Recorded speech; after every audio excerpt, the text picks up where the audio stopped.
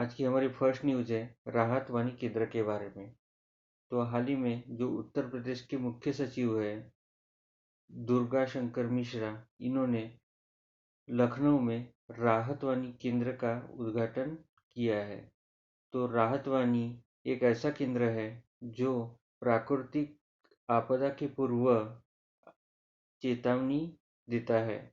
ठीक है, इस राहत वाणी केंद्र का मुख्य उद्देश्य यही है कि आम जनता को पहले ही अलर्ट करें किसी भी आपदा के 30 मिनट पहले या 1 घंटे पहले। ठीक है, मतलब कोई भी जीवित हानि ना हो सके।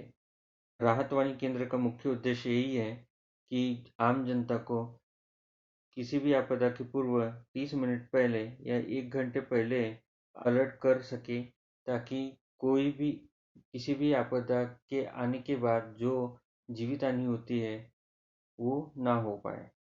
ठीक है, और जो भी इस राहत वाणी केंद्र के थ्रू इंफॉर्मेशन आती है वो आम जनता को एक तो मोबाइल के जरिए आ जाएगी या फिर मोबाइल नोटिफिकेशन के जरिए।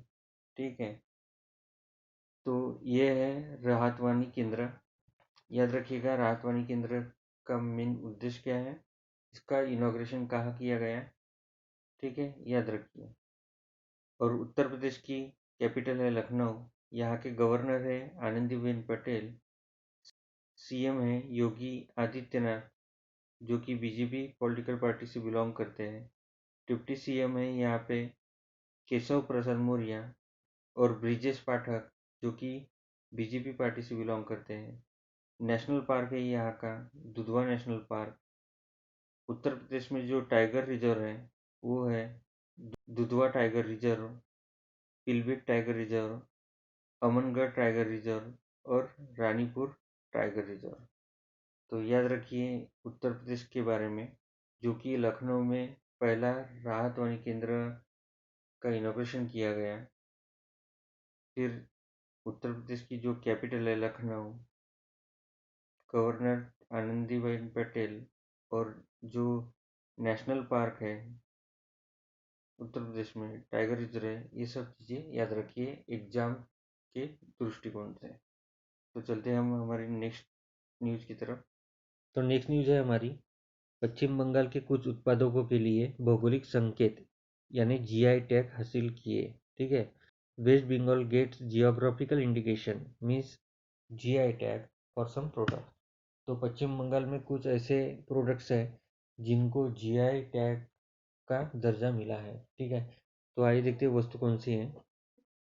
फर्स्ट वन है सुंदरबन हनी, सेकंड है ब्लैक नुनिया राइस, और थर्ड वन है गोरादोर कडियल साड़ी। ठीक है, तो थोड़ा डिटेल देखते हैं इनके बारे में। जो सुंदरबन हनी है, वेस्ट बंगाल के मोली समुदाय के लोग हैं, वो लोग सुंदरबन हनी को शहद को एकत्र करते हैं। ठीक है, तो जो पश्चिम बंगाल वन विकास निगम लिमिटेड है वो शहद को एकत्र करते हैं और इसको बेचते हैं मोबन ब्रांड के नाम से। ठीक है, याद रखिए जो सुंदरबन शहद है जो कि बेचा जाता है मोबन ब्रांड के नाम से। सेकंड वन है ब्लैक नुनिया राइस, जिसकी खेती जलपाईगुड़ी जिले में की जाती है। थर्ड वन है हमारा गोराद एंड कडियाल की साड़ी और टांगाई। ठीक है, तो जो टांगाई और गोराद की साड़ी है वो इसी एरिया में मीन्स जलपाईगुड़ी डिस्ट्रिक्ट में ही पाई जाती है। ठीक है, कोडियाल साड़ी का उत्पादन केवल मुर्शिदाबाद जिले के मिर्जापुर में होता है। वेस्ट बंगाल की कैपिटल है कोलकाता।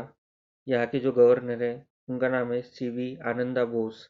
सीएम है वेस्ट बंगाल की ममता बनर्जी, जो कि टीएमसी पॉलिटिकल पार्टी से बिलोंग करती है, तृणमूल कांग्रेस। नेशनल पार्क जो है वेस्ट बंगाल में वो है Sundarban national park, Singalila national park, Neora valley national park, Jaldapara national park, Gorumara national park. West Bengal में जो टाइगर रिजर्व है वो है बक्सा टाइगर रिजर्व।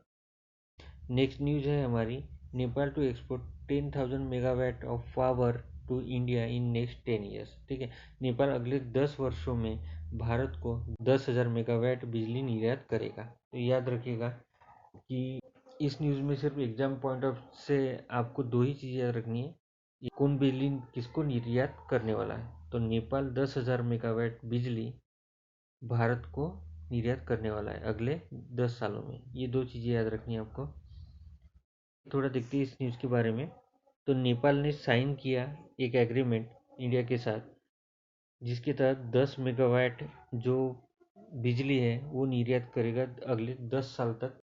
तो ये जो एग्रीमेंट है वो साइन आउट हुआ, जो एनर्जी सेक्रेटरी है भारत से पंकज अग्रवाल और नेपाल से जो एनर्जी सेक्रेटरी है गोपाल सिंह, इन दोनों के बीच में। ठीक है, और इसका जो इनॉग्रेशन किया है वो किया है जो भारत के एक्सटर्नल अफेयर मिनिस्टर है एस जयशंकर, इन्होंने, और नेपाल के जो एक्सटर्नल अफेयर मिनिस्टर है एनपी सौद, इन्होंने। ठीक है, अब थोड़ा जानते हैं नेपाल के बारे में।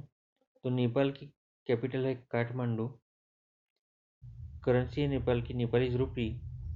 यहाँ के जो प्रेसिडेंट है वो है रामचंद्र पौडेल, और यहाँ के जो पीएम है वो है पुष्पा कमल दहल। ठीक है, वहाँ के जो फेडरल पार्लियामेंट है, वहाँ के अपर हाउस को बोलते हैं नेशनल असेंबली। जैसे भारत में संसद बोलते हैं, वहाँ पे फेडरल पार्लियामेंट बोलते हैं। और भारत में जैसे अपर हाउस को राज्यसभा और लोअर हाउस को लोकसभा कहते हैं, वैसे नेपाल में अपर हाउस को कहते हैं नेशनल असेंबली और लोअर हाउस को कहते हैं हाउस ऑफ रिप्रेजेंटेटिव्स। तो याद रखिए ये नेपाल की कैपिटल, वहाँ के अपर हाउस, लोअर हाउस को क्या कहते हैं, वहाँ की करेंसी कौन सी है। तो ये एग्जाम पॉइंट ऑफ से याद रखिए। और ये भी याद रखिए कि जो 10,000 मेगावाट जो बिजली निर्यात होने वाली है वो नेपाल की तरफ से भारत को होने वाली है अगले 10 साल तक। ये भी क्वेश्चन में पूछा जा सकता है। तो थैंक यू आप सबका इस वीडियो को देखने के लिए।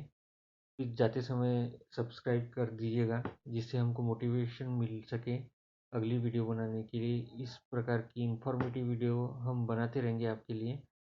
और लाइक भी कर दीजिएगा ताकि हर ज़रूरतमंद लोगों तक ये इंफॉर्मेटिव वीडियो पहुंच सके। Thank you.